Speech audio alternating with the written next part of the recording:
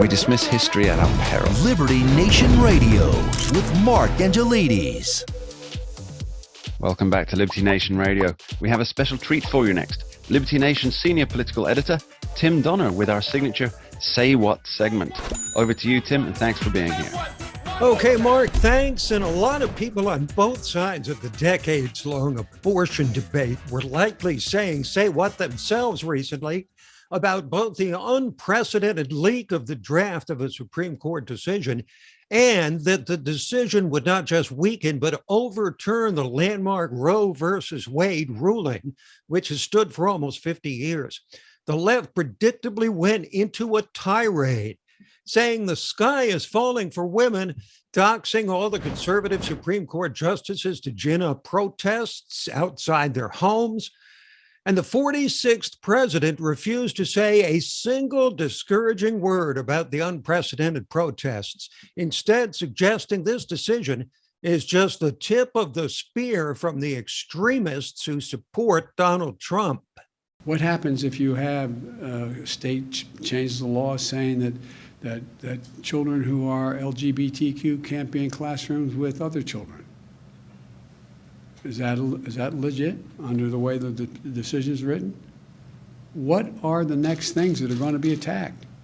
Because this MAGA crowd is really the most extreme political organization that's existed in American history. Now, how this president would say overturning abortion on demand is a constitutional right relates to LGBTQ youth is befuddling at best, but we've come to expect that.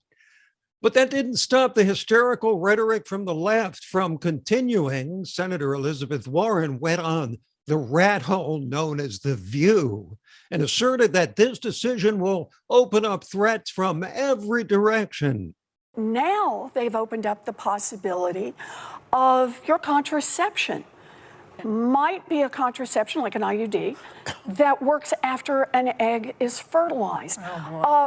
That your miscarriage could be investigated by the local police, that you could be monitored, that you lifted a package that was too heavy and threatened a pregnancy.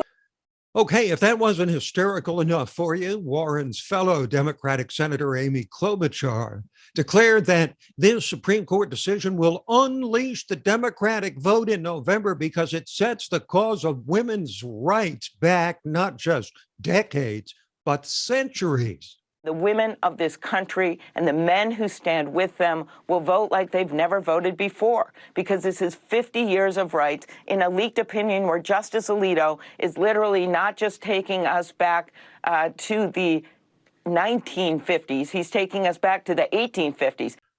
Even the Treasury Secretary, Janet Yellen, got into the act, attacking the draft decision on the basis of a perverse, jaw-dropping assertion that while abortion on demand may take the lives of the unborn, it is good for the economy. Eliminating the right of women to make decisions about when and whether to have children would have very damaging effects on the economy and would set women back decades.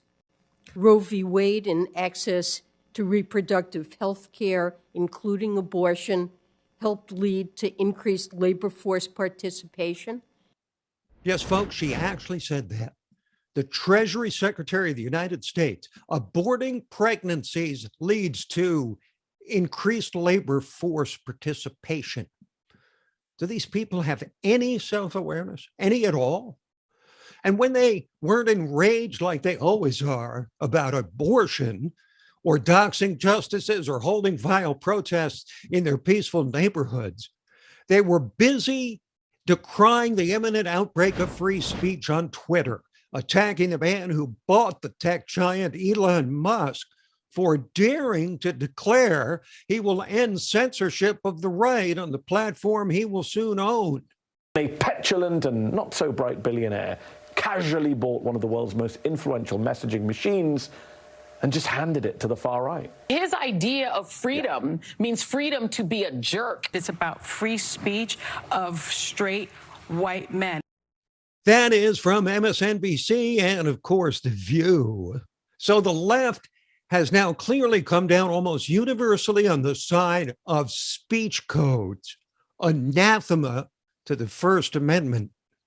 Meanwhile, Joe Biden certainly continues to act dazed and confused about all of this, to the point of serious concern beyond any ideological considerations. Listen to this president rambling on about plans to take down Vladimir Putin's oligarchs.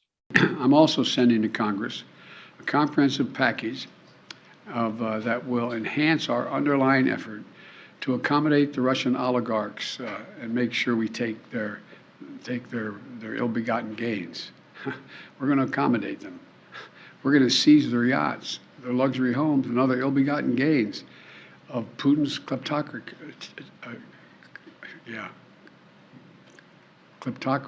and the guys who are the kleptocracies. Most people don't find that type of incoherence in the leader of the free world to be funny.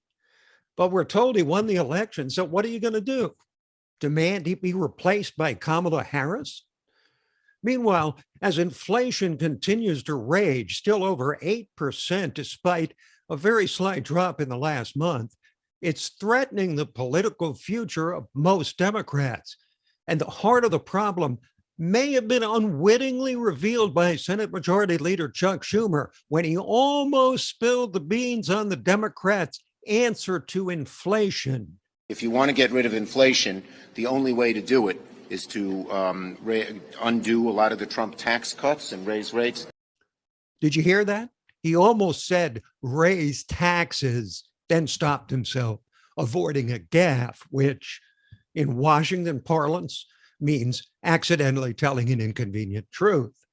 And while we're at it, here's another gaffe, and a breathtaking one at that. This is from the archive, but it perfectly expresses how the media views its role in the public sphere. This is from Mika Brzezinski on MSNBC discussing the dangers of Donald Trump. He's trying to undermine the media, trying to make up his own facts. He could have undermined the messaging so much that he can actually control exactly what people think. And that is our job. Yeah. He might control exactly what people think. That's our job. Yeah. So, Mark, there it is. The most naked admission we've yet to hear of what elite corporate media sees as its ultimate goal. Back to you. And thank you, Tim. Yes, I don't think anyone who's paid attention for the last few years is surprised that the legacy media believes it should have a stranglehold on our personal thoughts and opinions. Thanks again for being here. You're listening to Liberty Nation Radio, heard across the Radio America network from our flagship station in the nation's capital, WWRC in Washington, D.C. Later in the show, it's Democrats against democracy. But up next, we talk Andy Warhol and Marilyn Monroe. Don't touch that dial. We dismiss history at our peril. Liberty Nation Radio with Mark Angelides. We're doing it for real, really real. Liberty Nation. And Jeff Charles, contributor for LibertyNation.com. I think we're starting to make an impact. Liberty style, fight for freedom. The tracking poll sponsored by Liberty Nation for Thursday. Mentioned by Dan Bongino, Rasmussen, Jordan Peterson, and others. I can do it again if you want me to. Cited in Mark Levin's American Marxism. I think we're starting to make a really big impact. Get noticed. We're doing it. Rock on. I'm gone.